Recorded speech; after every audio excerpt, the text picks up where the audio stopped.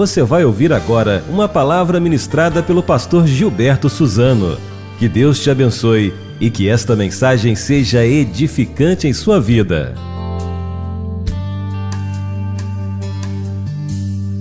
Eu quero ler na carta de Paulo aos Romanos, no capítulo 11, os versos 33 a 36, e esse será o texto da nossa reflexão, da nossa mensagem nesta noite. Romanos, capítulo 11, do verso 33 ao 36. Ó profundidade da riqueza, da sabedoria e do conhecimento de Deus, quão insondáveis são os seus juízos e quão inescrutáveis os seus caminhos. Pois quem conheceu a mente do Senhor? Quem se tornou seu conselheiro? Quem primeiro lhe deu alguma coisa para que lhe seja recompensado? Porque todas as coisas são dele, por ele e para ele.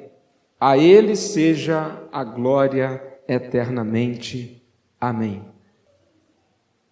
O tema da nossa mensagem nesta noite é: quem é o nosso Deus? O profeta Daniel, lá no Antigo Testamento, no livro que leva o seu nome, ele disse que o povo que conhece a Deus é um povo forte e fará proezas. Daniel, capítulo 11, verso 32, está registrado assim. Jesus também disse que o conhecimento de Deus é a própria essência da vida eterna. Quando ele disse: e a vida eterna é esta, que te conheçam a ti como o único Deus verdadeiro e a Jesus Cristo, aquele que tu enviaste. Qual foi a última vez que você parou tudo, por alguns instantes, por alguns minutos, para lembrar, para pensar, para refletir sobre quem é o nosso Deus? Quando foi que você reservou um momento pela última vez e pôde passar alguns instantes pensando quem é o nosso Deus? Esse texto que nós acabamos de ler, escrito pelo apóstolo Paulo aos cristãos de Roma, ele nos coloca frente a frente com uma das revelações mais fascinantes da Bíblia sobre quem é o nosso Deus. E eu posso afirmar aos irmãos que há momentos em nossa vida que tudo o que nós precisamos é apenas fechar os nossos olhos, aquietar a nossa alma e lembrarmos de uma passagem como esta para alimento e sustento da nossa fé. Esses versículos, eles são extremamente necessários a nós em nossa vida diária. O pastor Hernandes Dias Lopes, ele afirmou tempos atrás que uma das grandes tragédias do cristianismo de nosso tempo é que nós não paramos suficientemente para pensar sobre quem realmente é o Deus que nós servimos. Mas nesta noite eu convido os irmãos a refletirmos sobre quem é o nosso Deus. Quem é o nosso Deus? Essa é a pergunta que essa mensagem nos propõe. E esse texto nos mostra, em primeiro lugar, que nosso Deus é imensurável em grandeza. O verso 33 que lemos nos diz assim: ó profundidade da riqueza, da sabedoria e do conhecimento de Deus, quão insondáveis são os seus juízos e quão inescrutáveis os seus caminhos. Profundidade. Essa é uma palavra muito importante nesse versículo 33. O que é profundidade? Profundidade é algo profundo, é o óbvio. Mas a ideia que a palavra profundidade traz a nós é algo profundo, tipo impossível ser medido, impossível ser de fato alcançado, o mais fundo da profundidade, impossível se medir, imensurável. E Paulo se refere ao nosso Deus como sendo alguém imensurável em grandeza, alguém profundo, alguém que a gente vai passar a nossa vida toda aqui nessa terra, buscando conhecê-lo, buscando saber melhor quem Ele é, e ainda não será tempo suficiente para conhecermos Deus em plenitude. Mas louvado seja Deus, porque se nós começarmos a conhecê-lo aqui neste mundo, se nós buscarmos ao Filho dele como nosso Salvador Jesus Cristo, nós então passamos a possuir a certeza da vida eterna, e a vida eterna é esta: que conheçam a Ti como único Deus e ao Teu Filho, a quem enviaste. Então nós teremos toda a eternidade para continuarmos conhecendo a Deus, conhecendo o nosso Deus. Eu posso dizer aos irmãos que por toda a eternidade nós estaremos buscando conhecer a Deus, e mesmo lá na eternidade, sem pecado, vivendo uma vida perfeita e santa. Mas eu creio que Deus, Ele é em grandeza imensurável, que nem mesmo por toda a eternidade, nós, enquanto criatura, haveremos de conseguir alcançar a plenitude do conhecimento de Deus. Porque Deus aqui está dizendo que é em profundidade, Ele é imedido, não se pode medir o tamanho da grandeza do nosso Deus. E o que me chama muito a atenção é o fato de que Paulo destaca 3 coisas a respeito aqui da profundidade de Deus, que tem a ver com a grandeza de Deus. Ó, profundidade da riqueza. Riqueza. Essa palavra riqueza, ela é extremamente importante também.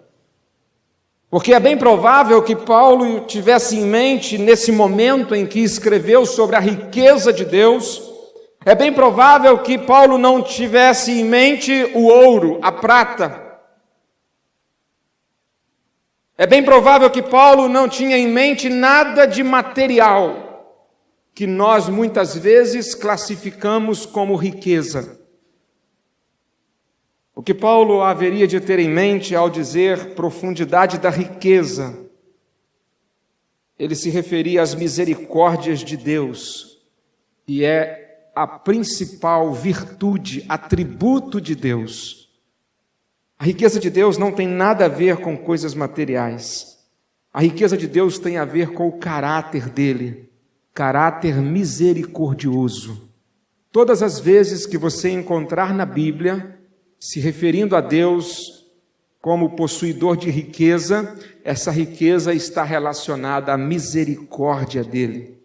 O Salmo 86, verso 15: mas tu, ó Senhor, és um Deus cheio de compaixão e gracioso, longânimo e abundante em misericórdia e verdade.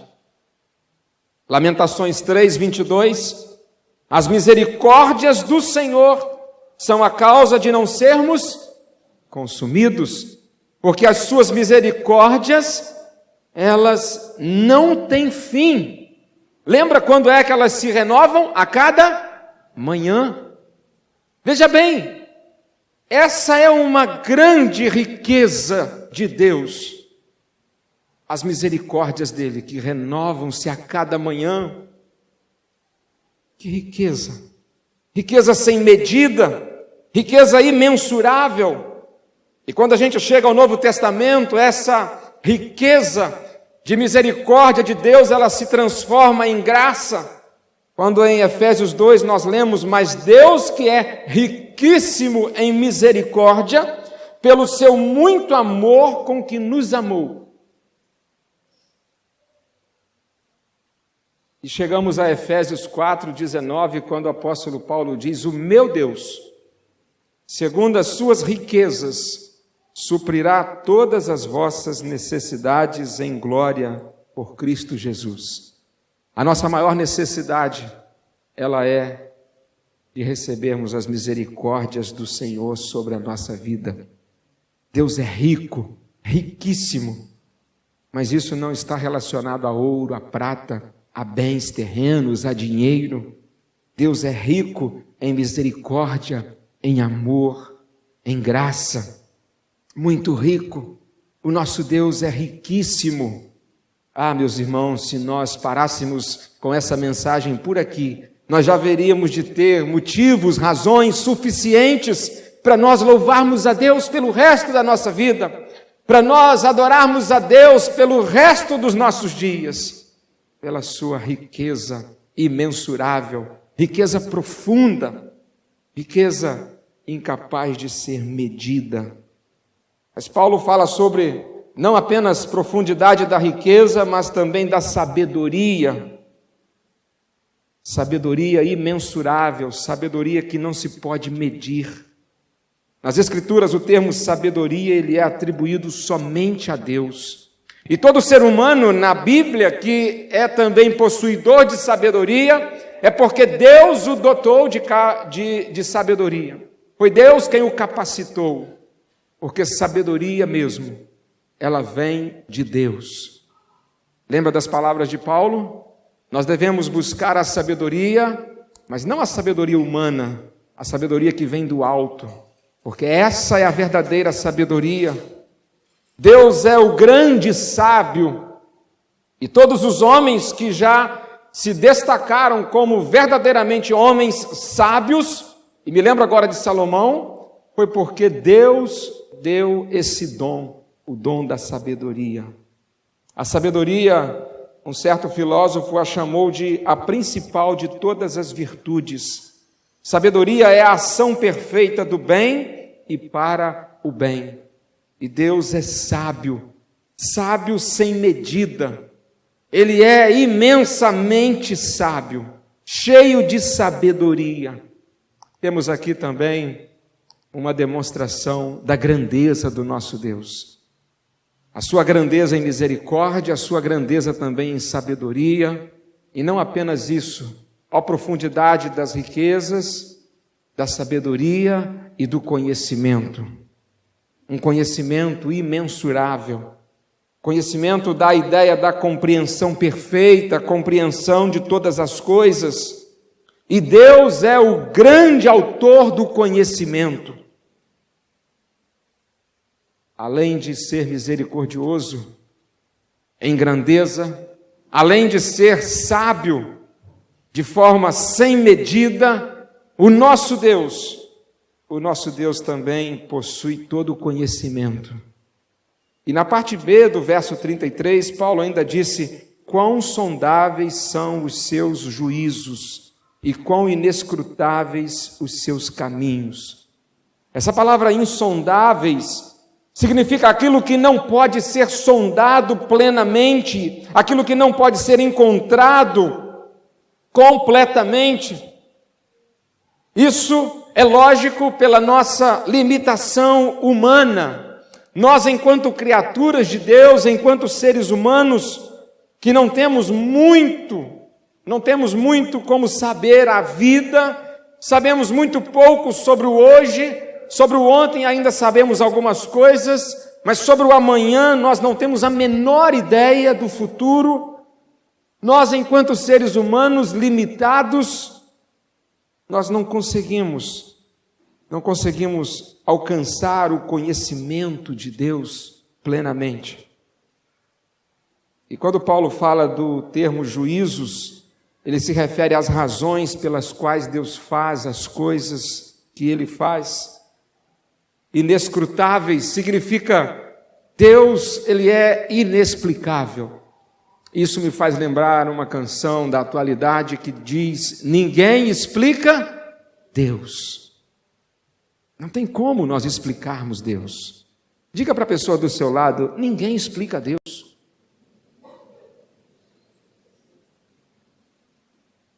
Meus irmãos, como pastor, como teólogo, a gente vai fazendo o que pode, vai estudando, vai procurando compreender. Na prática da vida cristã, a gente vai conhecendo Deus pela experiência, no cotidiano da nossa vida, vai sentindo a presença de Deus, o cuidado de Deus conosco.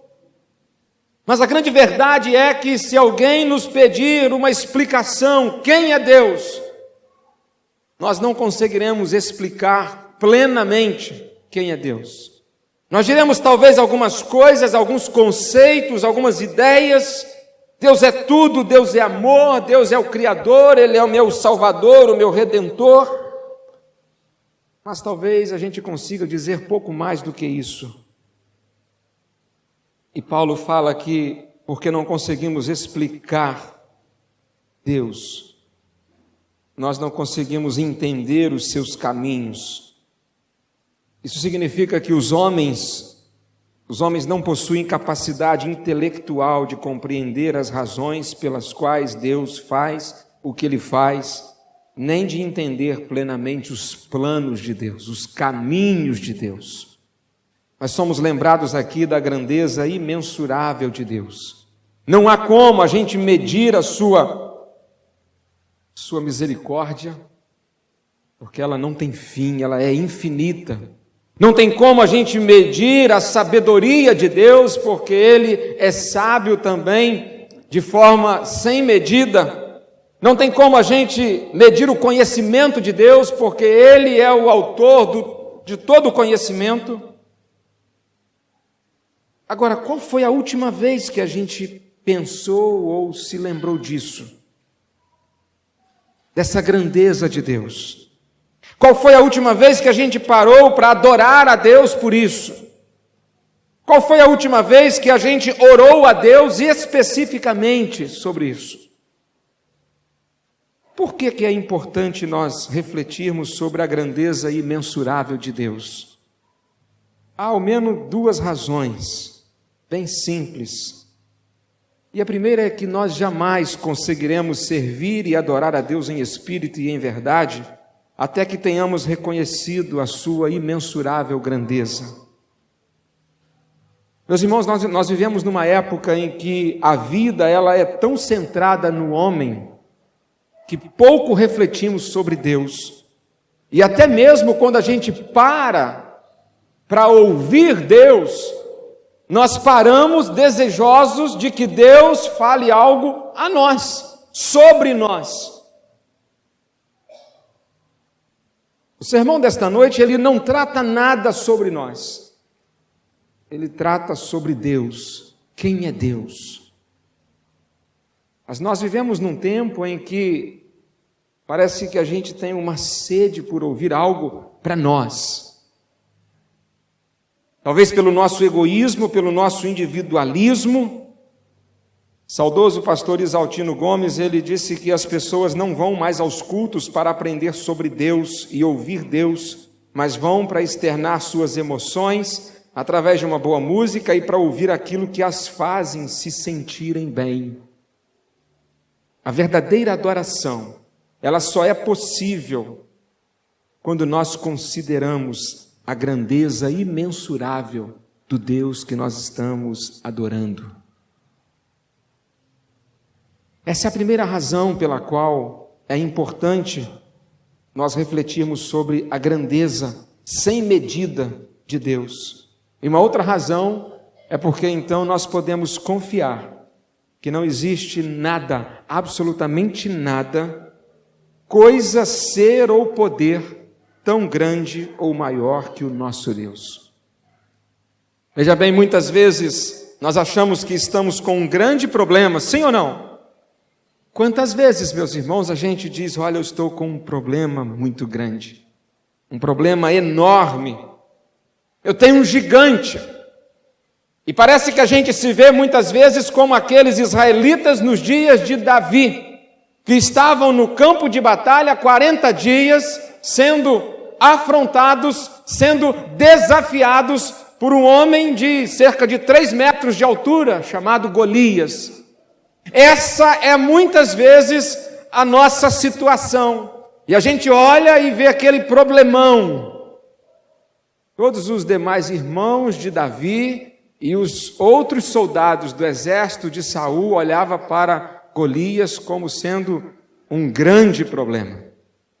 Mas quando Davi chegou naquele campo para poder saber notícias de como estavam os seus irmãos, ele ainda era um jovem, tinha talvez 15 ou 16 anos, e ele foi lá a mando do seu pai para poder deixar lá uma lembrança para o chefe da guarda, levou um queijo suíço talvez, ou sei lá, um provolone, a mando do seu pai, fez uma média com o chefe lá do exército, lá o que estava na linha de frente, fez uma média e foi ver como que estavam os seus irmãos. E quando chega lá, Davi olha e vê um baita de um gigante, irmã Nadir, grande sim, mas Davi tinha uma compreensão de que o Deus que ele servia era maior do que aquele gigante, do que aquele problema. E quando Davi se propõe a lutar com aquele gigante, as pessoas começam a rir, inclusive os seus irmãos. E depois de todo o processo, fala com Saul, coloca a armadura, não dá certo, não funciona, tira a armadura, Davi vai até o riacho, pega 5 pedrinhas, e aí volta com a sua funda, com a sua tiradeira, para poder derrubar o Golias com aquelas pedrinhas. Há uma série de explicações, por que 5 pedrinhas, porque dizem que alguns que Golias tinha mais 4 irmãos, eu nunca li nada sobre isso, e Davi ficou com medo que os outros também viessem. Para mim isso é lorota, não acredito nisso. O que eu acredito é que Davi era humilde o suficiente para calcular que ele poderia não ter êxito na primeira pedra, e ele ainda assim teria mais 4 tentativas. E quando ele foi afrontado por Golias, que disse para ele: você vem para mim com pau e pedra, por acaso eu sou cachorro? E Davi vira para Golias e diz: olha, você vem com seu escudo, com a sua lança, com seu capacete, mas eu venho em nome do Deus vivo, o Deus grande. Quantas vezes na nossa vida nós estamos diante de Golias? Reconhecer a grandeza do nosso Deus nos faz lembrar que não há problema algum maior do que o nosso Deus. Não há gigante algum maior do que o nosso Deus. Por isso que é importante, muito importante, nós lembrarmos, refletirmos e adorarmos a Deus pela sua grandeza imensurável.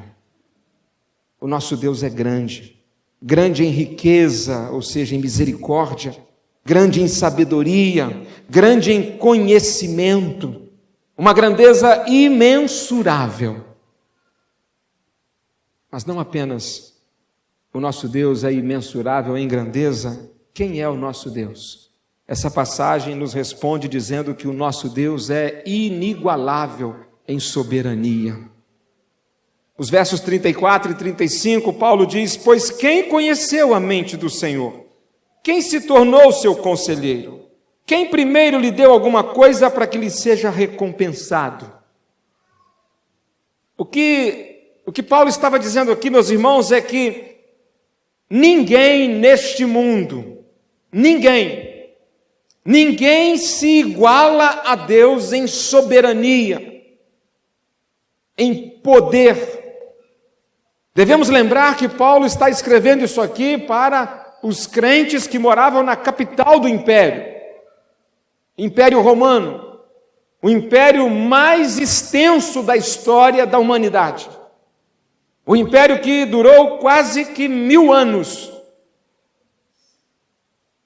E Paulo está escrevendo para aqueles crentes que moravam lá perto do palácio de César. Paulo está dizendo para eles: olha, o nosso Deus, Ele é o Deus soberano. Quem se tornou conselheiro dele? Quem já lhe deu alguma coisa para que lhe seja recompensado? Meus irmãos, Deus é aquele que está assentado na sala de comando de todo este universo visível e invisível, e Deus tem as rédeas da história em suas mãos. Isaías 40, verso 22, ele é o que está assentado sobre o globo da terra, cujos moradores são para ele como gafanhotos.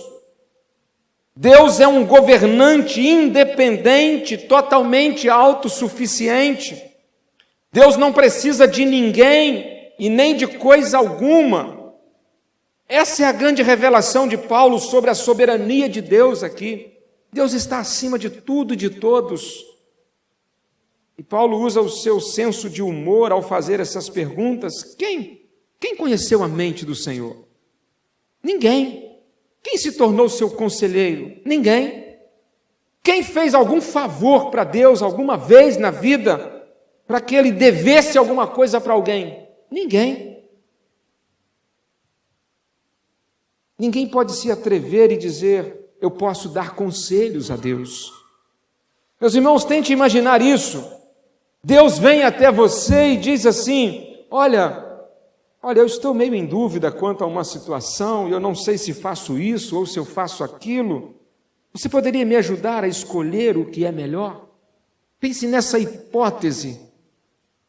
Essa é uma hipótese patética, absurda. Teoricamente, eu estou certo de que nós jamais ousaríamos dar um conselho a Deus. Mas e na prática? Será que, em alguns momentos, será que a gente não se põe numa posição de achar que em determinadas situações a gente agiria de uma forma melhor, de uma forma diferente? Sabe, frequentemente nós estamos querendo dar conselhos para Deus, sim. Pior do que isso é quando alguns querem até mesmo determinar que Deus faça isso, Deus faça aquilo, Deus faça aquilo. A pergunta de Paulo é essa: quem se tornou seu conselheiro? Deus está pedindo a opinião de algum de nós para alguma coisa? Não, de ninguém. Paulo está dizendo o que Deus nos deve. Meus irmãos, Deus não nos deve nada. Agora, o que nós devemos a Deus? Nós devemos tudo. Mas muitas vezes, nós agimos como se Deus nos devesse alguma coisa. E ainda, às vezes, agimos como se Deus dependesse de nós. Inconscientemente, muitas vezes, chegamos até a pensar lá no nosso íntimo, o que seria de Deus sem mim? Isso pode parecer absurdo, mas a nossa maneira de agir em muitos momentos revela isso. No entanto, Deus é soberano. Porque Deus é soberano, Ele reina acima de todas as coisas. Porque Deus é soberano, Ele reina em toda e qualquer situação. Porque Deus é soberano, Ele reina nos momentos bons e também nos momentos maus. O nosso Deus reina. O mundo ainda não vê isto. E às vezes nós temos dificuldade para crer nisso, porque nem sempre nós percebemos isto. Mas esta verdade, ela permanece de pé. Acreditemos nisso ou não, Deus está no controle de todas as coisas. E como aprendemos recentemente, Deus está tão no controle que Ele faz com que todas as coisas contribuam para o nosso bem. Porque até quando parece que Ele não está governando, Ele está no controle de tudo. Isso nós chamamos de soberania de Deus. Deus está no controle. Ele está no controle de todas as coisas. O Salmo 24, verso 1 diz: do Senhor é a terra e do Senhor é a terra e tudo o que nela existe, o mundo e os que nele vivem. Deus é o Criador e nós somos suas criaturas. Até que a gente aceite esta verdade e submeta a si mesmo a esta verdade, nada na nossa vida vai funcionar direito. Crermos na soberania de Deus. E Ele está no controle de todas as coisas. Agora, eu alistei aqui algumas coisas para compartilhar com você sobre a soberania de Deus, que é extremamente importante. Deus é soberano e por isso Ele é absolutamente livre para fazer o que Ele quiser. O que Ele quiser. Porque Deus é Deus, Ele pode fazer o que quiser, sempre que Ele quiser fazer. É por isso que ele se apresentou a Moisés lá na sarça ardente, dizendo: eu sou o que sou. Ele estava dizendo: eu sou o Deus eterno, que existo por mim mesmo. Eu sou completamente autossuficiente. Deus existe independentemente do universo, e por isso ele é livre para fazer o que ele bem entender que deve ser feito. Outra coisa que eu também anotei é que Deus é soberano e por isso ele tem o direito de lidar conosco da maneira que ele quiser. Deus não tinha nenhuma obrigação de criar a mim, criar a você, a nenhuma outra pessoa. Deus não tem nenhuma obrigação de nos manter vivos nem por um segundo. Ele não tem nenhum dever de salvar nenhum indivíduo sequer da raça humana. Ninguém tem nenhuma exigência para fazer a Deus. Porque Ele é soberano, Ele tem o direito de lidar conosco da maneira que Ele quiser. Outra coisa, Deus é soberano e por isso Ele não tem que me tratar do modo como Ele trata outras pessoas. Muitas vezes nós pensamos que só porque Deus fez algo a alguém, então Ele deve fazer a mesma coisa conosco também, mas Deus não trabalha assim. Deus pode curar o seu vizinho de câncer e você pode morrer de câncer. Ou vice-versa. Invejar o vizinho porque ele recebeu algo de Deus que você não recebeu é perda de tempo, porque Deus nos trata sempre individualmente. Deus pode fazer a você exatamente o que Ele faz a outra pessoa, ou Ele pode fazer mais, ou Ele pode fazer menos, ou Ele pode fazer algo completamente diferente. Ele é Deus. Ele pode tratar cada um de nós do modo que Ele quiser. Mas Deus é soberano e por isso Ele pode responder às minhas orações da maneira que Ele quiser também. Todo mundo que tem uma vida de oração já viveu esta realidade. Às vezes Deus responde a nossa oração positivamente, atendendo o nosso pedido. Quantos pedidos Deus já nos atendeu, não é? Mas nem sempre é assim. Às vezes Deus nos responde com um não. E não é fácil, às vezes, ouvir o não de Deus. Cantar essa canção não é muito difícil. Mas e quando a gente ora e pede a Deus por algo e Ele diz não? E quando a gente faz o que Paulo fez, que orou 3 vezes pedindo a Deus que removesse um tal espinho da carne, que nós não sabemos direito o que era, mas era alguma coisa que fazia Paulo sofrer, e depois que Paulo orou 3 vezes, Deus deu uma resposta, e a resposta foi não. Não. A minha graça te basta. E Paulo viveu o resto da vida com algum sofrimento que as pessoas perdem muitas vezes o tempo tentando descobrir qual sofrimento foi esse tal do espinho na carne. Quando o espinho, o tipo do sofrimento não interessa. O que interessa é que nem sempre Deus responde a nossa oração da maneira como a gente gostaria que Ele respondesse. E tem ainda aqueles momentos em que a gente ora e sabe o que Deus responde? Nada. Deus passa um longo tempo em silêncio. Ele não diz nem sim nem não. Ele nem atende nem diz não vou atender. Geralmente são nesses momentos que nós precisamos exercitar a nossa fé e continuar crendo que Deus é soberano e Ele continua no controle de todas as coisas. E Ele sabe o que está fazendo. Deus é soberano, meus irmãos, e por isso Ele não tem que nos dar explicações sobre aquilo que Ele faz ou deixa de fazer. Deus não tem que ficar respondendo para mim e para você por que Ele não fez isso, por que não fez aquilo. Sabe, eu tenho talvez uma lista de muitas coisas que eu gostaria de perguntar a Deus: por que, Senhor? Por que isso? Por que aquilo? Quase sempre nossas questões envolvem o sofrimento, a tristeza, a morte, os tempos de decepção. Uma das grandes verdades da vida é que nem sempre nós conseguiremos entender completamente as coisas que Deus faz. E é por isso que em Eclesiastes 3 diz: todas as coisas têm seu valor quando são feitas na sua hora certa. Deus colocou a eternidade no coração do homem, mas assim mesmo ele não consegue entender completamente os planos e as obras de Deus. Aqui na terra, muitas vezes, nós não conseguimos entender muitas coisas. Os nossos maiores questionamentos, eles irão conosco para o túmulo. Mas, Deuteronômio 29, diz que as coisas encobertas pertencem ao Senhor, o nosso Deus.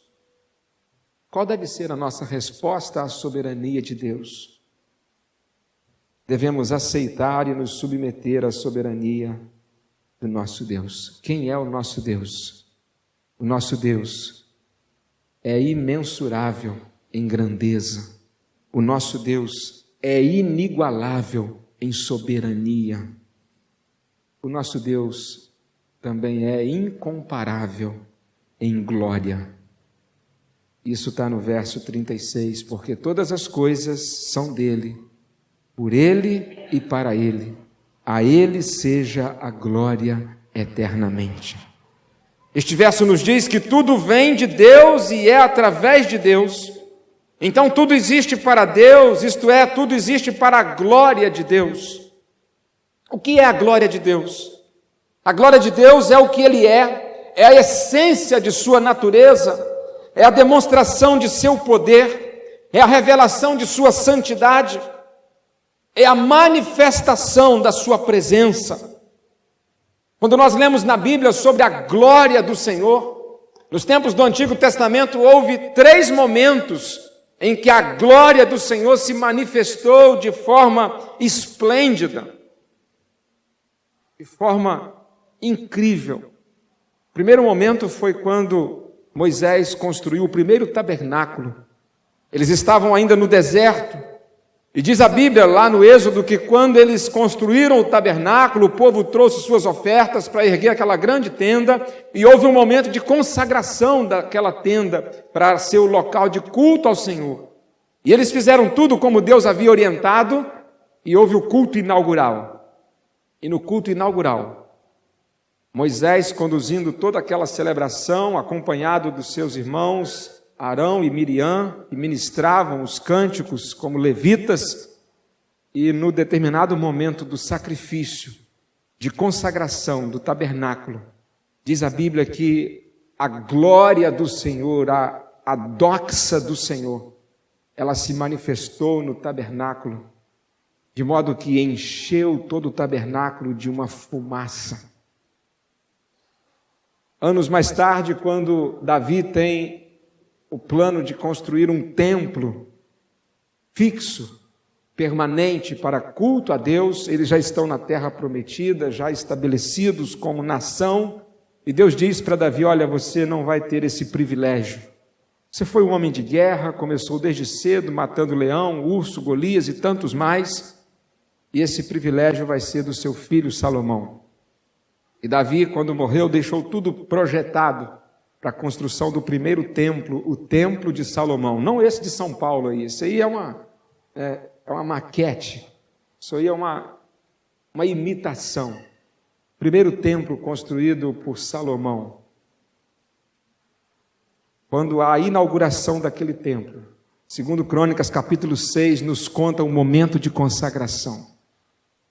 O momento em que os levitas conduziram todo o cerimonial, e lá estava Salomão, que fez a oração consagratória do templo. Era o primeiro culto dentro do templo, que provavelmente foi construído no monte aonde no passado Abraão teria ido oferecer o seu filho Isaque, o Monte Moriá.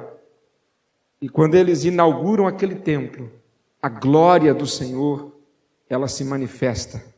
O Santo dos Santos se enche de fumaça, e há uma manifestação da presença de Deus, há uma demonstração do poder de Deus, e há uma revelação da santidade de Deus.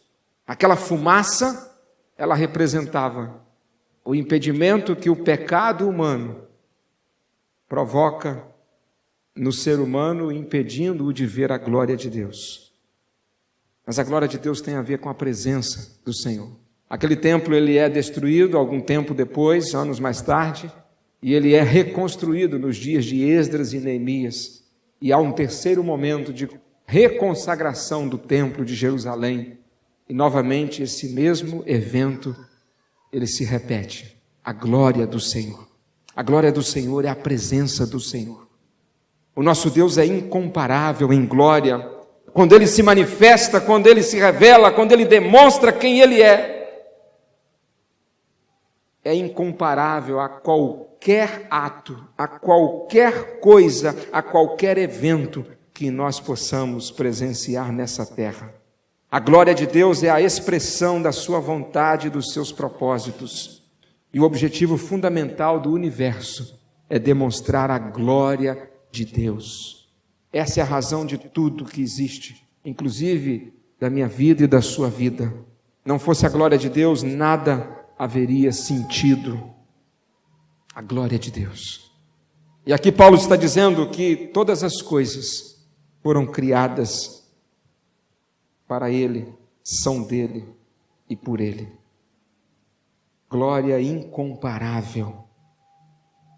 Isso remete ao grande propósito da nossa vida. Por que nós estamos nesse mundo? Por que você está nessa terra? Você já fez essa pergunta alguma vez? Algum dia você já se pegou pensando, por que a gente existe? Para quê? Há uma finalidade única. E a finalidade é para a manifestação da glória de Deus por meio da nossa vida. Porque dele, por ele e para ele são todas as coisas. Glória, pois, a ele. Esse é o propósito da nossa vida.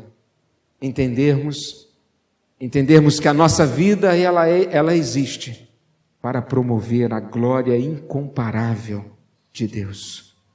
O propósito de sua vida é muito maior do que a sua realização pessoal, é muito maior do que a sua paz de espírito e é muito maior até mesmo do que a sua felicidade. Se não conseguirmos nesta vida realização pessoal, paz de espírito e sermos uma pessoa feliz, não tem o menor problema se nós tivermos conseguido viver para a glória de Deus, porque é para isso que nós existimos. Você está neste planeta para a glória de Deus. Você está aqui para viver a vontade de Deus. O propósito de sua vida é viver para Deus. Você tem vivido para Deus ou tem vivido para si mesmo? O quanto a sua vida revela a glória incomparável de Deus. Meus irmãos, Deus é a fonte de todas as coisas, porque dele. Significa que todas as coisas fluem dele. Ele é o sustentador também de todas as coisas, ou seja, por ele. Nós vivemos hoje por ele. É porque ele tem provido para nós oxigênio, água, alimento, que nós ainda existimos. Por ele, e ele é o propósito de todas as coisas. Para ele são todas as coisas, porque Deus é o princípio, Deus é o meio e Deus é o fim. Deus é a origem, Deus é a razão e Deus é o motivo de todas as coisas. Tudo vem dele, tudo permanece nele, tudo encontra o seu propósito supremo nele. Glória, pois, a ele eternamente. Eu preciso lhe fazer uma simples pergunta. Para quem você está vivendo? Para si mesmo ou para Deus? Neste exato momento, Deus está convidando você a viver para a glória dele. Neste exato momento, Deus está convidando você a conhecê-lo de uma forma melhor, para glorificá-lo aqui na terra por meio da sua vida. E a única maneira de fazer isso é recebendo Jesus como único, eterno e suficiente Salvador. A verdadeira vida começa quando a gente compreende quem é Jesus. Quando a gente conhece Jesus, a gente começa a conhecer a Deus. O próprio Jesus foi quem disse: quem vê a mim, vê ao Pai. Quem conhece a mim, conhece ao Pai. Tudo se remete a Jesus. Então creia que Deus o ama, creia que Deus o criou para os propósitos dele, creia que você não é um acidente da vida, creia que você não foi feito para ser alguém que vai morrer e tudo acabou, creia que você foi feito para ser eterno, creia que Deus criou você para ter um relacionamento com você, e foi para isso que Ele enviou Jesus Cristo para morrer na cruz por você, para que a glória dele pudesse se manifestar por meio da sua vida. Creia e receba Jesus em sua vida como seu Senhor e Salvador, receba o perdão pelos seus pecados, receba o Espírito que lhe dará poder para cumprir o propósito de sua vida. Deus deseja nesta noite que nós passemos a conhecê-lo de uma forma melhor, que nós possamos conhecê-lo como nosso Deus, imensurável em grandeza, inigualável em soberania, incomparável em glória. Vivendo assim, nós vivemos para a glória de Deus. Diante desse Deus tão maravilhoso, diante desse Deus tremendo, desse Deus imensurável em grandeza, esse Deus soberano, que não há ninguém como Ele, esse Deus que é a essência da própria glória, glória incomparável, nós devemos nos curvar diante dEle, em louvor, sobretudo em adoração. E é isso que eu convido você para fazermos nesta hora. Vamos ficar em pé, se você puder. Nós vamos cantar uma canção que diz simplesmente te adorar. E quem sabe enquanto cantamos esta canção, você que ainda não tenha tomado uma posição diante desse Deus, você que vem seguindo talvez uma religião, você que vem até seguindo alguma orientação em alguma igreja, mas que não tem esclarecido você a respeito de verdades tão importantes sobre quem é o nosso Deus. Quem sabe, nesta noite você não vai assumir um compromisso com Deus, de buscar conhecê-lo de uma forma muito melhor. Louvemos ao Senhor.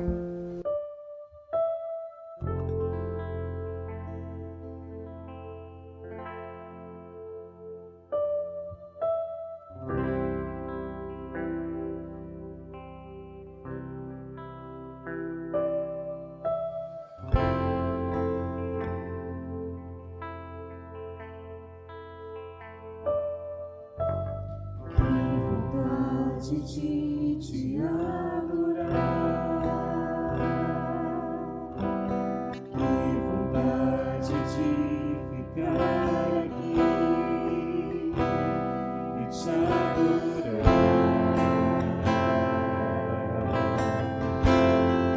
simplesmente te adorar.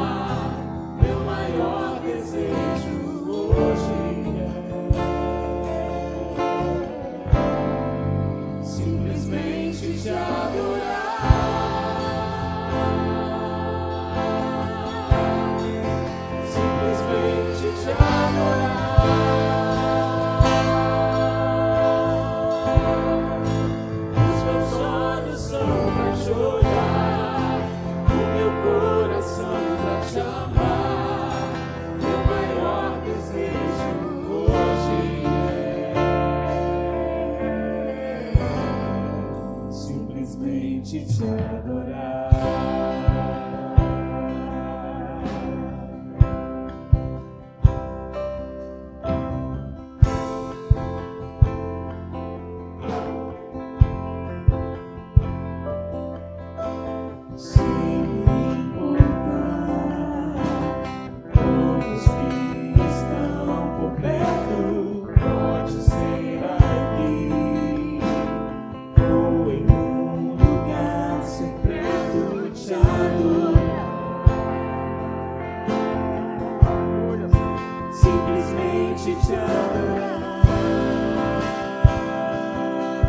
Adore ao Senhor.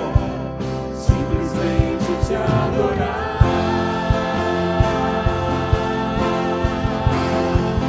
Simplesmente te adorar.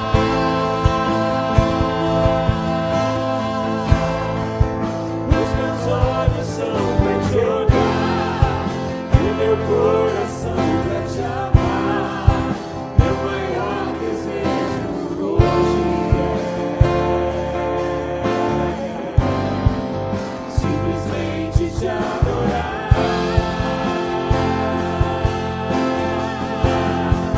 Simplesmente te adorar. Os meus olhos são pra te olhar, o meu coração pra te amar. Meu maior desejo hoje simplesmente te adorar.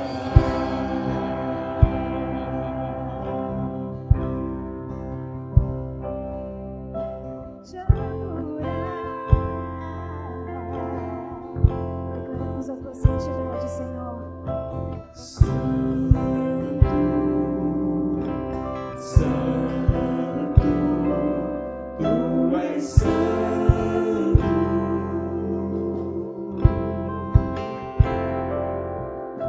Santo, Santo, tu és santo.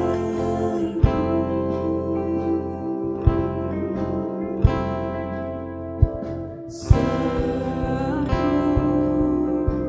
Santo, tu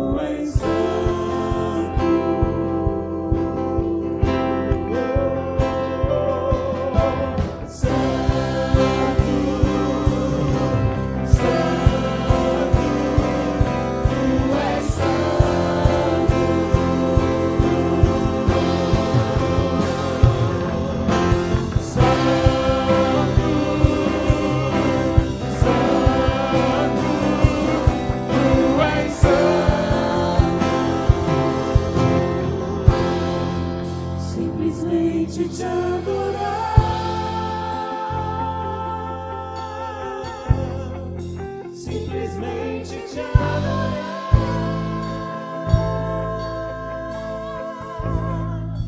Os meus olhos são pra te olhar, o meu coração pra te amar. Meu maior desejo hoje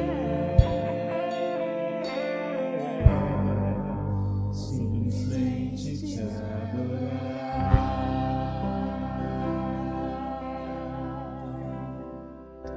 Eu quero orar neste momento, agradecendo a Deus pelo privilégio que temos de conhecê-lo. E quem sabe você está tomando essa decisão hoje de conhecer mais a Deus. O conhecimento de Deus é inesgotável. Busque a cada dia conhecê-lo em intimidade, buscando a Ele, adorando a Ele, amando a Ele, vivendo para Ele, para a glória dEle.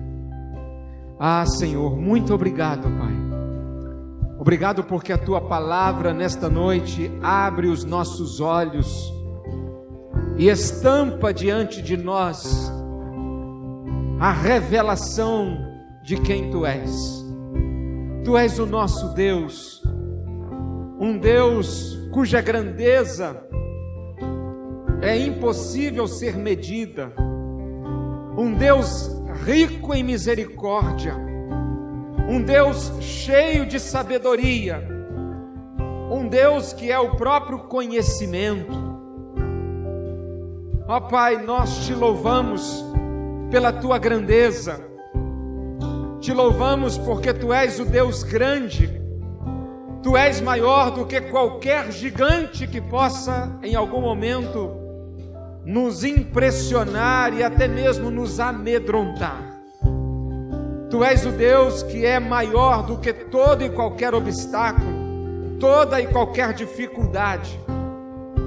Nada, ó Deus, nada pode alcançar, afetar o Senhor. Tu és o nosso Deus, grandioso és tu. Tu és também, tu és o Deus inigualável em soberania.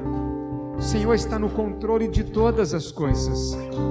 Esse mundo, apesar de caminhar de mal a pior, mas o Senhor tem permitido tudo isso.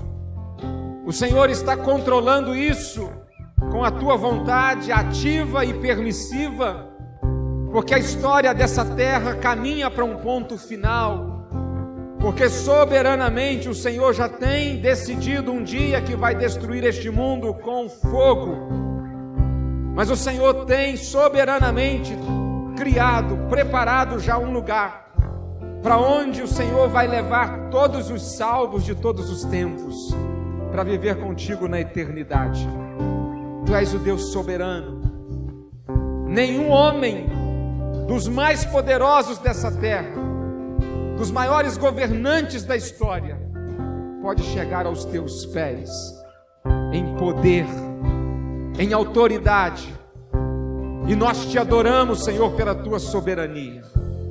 Mas, Pai, neste momento nós também o exaltamos, nós o glorificamos pela tua glória incomparável. A tua glória tem, ó Deus, se manifestado a nós. Manifestou plenamente por meio do teu Filho Jesus Cristo, mas ela tem também se manifestado em nossos dias por meio das nossas vidas.